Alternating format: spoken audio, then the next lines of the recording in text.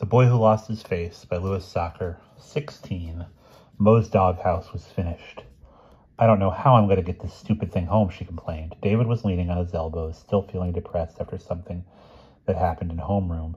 He glanced at Mo's huge project with Killer over the entrance. He wanted to ask her why she built a doghouse if she didn't have a dog. But he was afraid she would take it the wrong way. I'll help you carry it, he said. She looked at him in surprise. You? She asked. He didn't know if she was surprised that he would help her, or because she thought he was a wimp and didn't think he could carry the heavy wooden doghouse. I could probably get a friend of mine to help too, he said slyly. Larry Clarksdale, do you know him? She looked even more surprised. Larry Clarksdale, she repeated. Yeah, I think I know who he is. David tried to see if he could read anything into Mo's voice or the way she looked, but he couldn't. He always wears blue sunglasses, he said. Mo smiled. Again, David couldn't tell if she was smiling because she liked Larry or because she thought his sunglasses were goofy. So we'll meet you back here after school, said David. Okay, said Mo. Me and Larry, said David. Okay, said Mo, staring intently at her project. David smiled, glad to be able to help Larry. He looked at Mo and tried to imagine her sitting in a Paris cafe, but he couldn't. Of course, he had never seen a Paris cafe.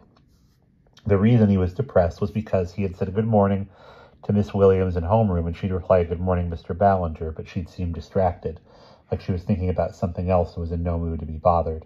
She'd seemed sad, too. He didn't say delightful weather we're having. It suddenly seemed like a dumb thing to do. He realized it was stupid to be depressed over something like that. She might have been tired, or maybe she had the Monday morning blues, or something else could have been bothering her that probably didn't have anything to do with him. It could have been anything. She had a whole life that he knew nothing about. Who knows what could have been on her mind? Who knows what she did over the weekend?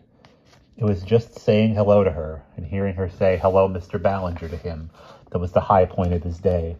He had hoped it was the high point of her day, too, but maybe it didn't mean anything to her at all. Puke, what stinks, said Randy, holding his nose. Oh, it's David, Alvin laughed. David tried to ignore them. Why don't you just go to another school, asked Randy. Why do you have to stink up this one? Lay off him, said Mo. He didn't do anything to you. He's the one who stunk up the whole school Friday, said Alvin. I can still smell it. I thought Randy farted, said Mo. David laughed. What are you laughing at? Randy demanded. David stopped laughing. He's laughing at you, fart face, said Mo. Randy took a step toward Mo, but she held her ground and he backed off. Come on, Al, he said, leaving Alan away. You have to stand up to those assholes, Mo told David after they were gone. Yeah, well, it's easier for you, said David. You're a girl. So Randy wouldn't hit a girl. Yeah, right, said Mo. He's such a gentleman. David smiled. He wished he had been the one who called Randy Fartface. What are you laughing at? Asked Randy. I'm laughing at you, Fartface. It would have been great, except he knew he could never say anything like that. It wasn't only that he was afraid of Randy, he just couldn't imagine those words coming from his mouth. At lunch, he told Larry about he had arranged for them to help Mo carry her doghouse home. Did she know who I was? Larry asked. David nodded. She remembered your blue sunglasses. Larry smiled. My shades, he said, tapping his glasses just above the bridge of his nose.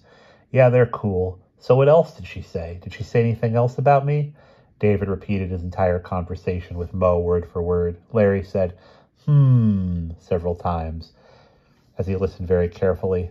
David told him about Randy and Alvin and what Mo had said about farting. I told you she was funny, said Larry. Besides being pretty, she has a great personality, too.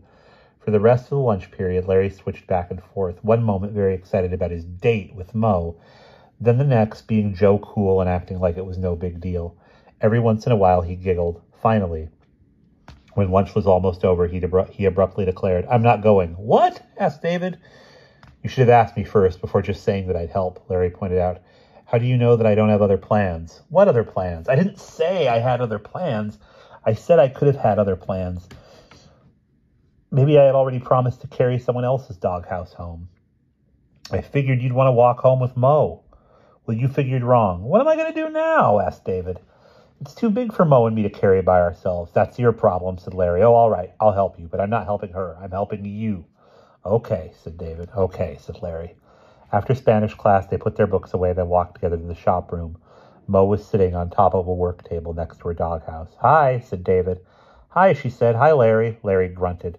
He took his hands out of his pockets and rubbed them together and said, So where's this old doghouse? Mo looked like he was crazy. It's right there on the table, said David. Oh, yeah, right, said Larry. Well, let's get to it. Mo came down off the table. Maybe you could see better if you took off your dark glasses, she suggested. Hey, I never take off my shades, said Larry. The heaviest part of the doghouse was the back, since most of the front had been cut out to make a doorway. Larry and David took the back, and Mo, facing forward, held up the front as she led the way. Directly over her head was the word killer. They just barely fit through the door. They were halfway across the schoolyard when the barking started. At first, it was just Alvin and Randy. Alvin had a high-pitched bark that sounded like arf, arf, arf, arf. Randy's was more like gruff, gruff. They were walking backward, barking in Mo's face. David glanced at Larry, who looked back at him. He didn't know what else to do except hold his corner of the doghouse and keep walking. Roger and Scott joined in. Scott howled, "Oh!" Roger said, "Woof, woof, woof." David could hear other kids around them laughing, and some of them barked once or twice, too. He wondered if Miss Williams was among them. "Hey, David, your pants are unzipped," shouted Roger. There was more laughter. He was almost certain they were zipped. Besides, even if they weren't, they were hidden by the doghouse. Gruff! Arf, arf! Oh, woof, woof! Leslie and Ginger also barked, but David thought they sounded more like sick cats. "Don't get too close," warned Alvin. "She might bite you." David felt the front of the doghouse bang to the ground. He looked around the corner to see Mo chasing Alvin. "Mad dog! Mad dog!" Alvin yelled as he easily eluded her. David remained by his corner of the doghouse. He didn't know what else to do. Mo tripped and fell in the grass. Alvin stood over her, barking while his friends laughed. Mo picked herself up. "If I'm a dog," she said, "you know what you are? A bullock." "Ooh, a bullock," Alvin said with a laugh. He smiled at his friends. "What's a bullock?" Mo caught her breath.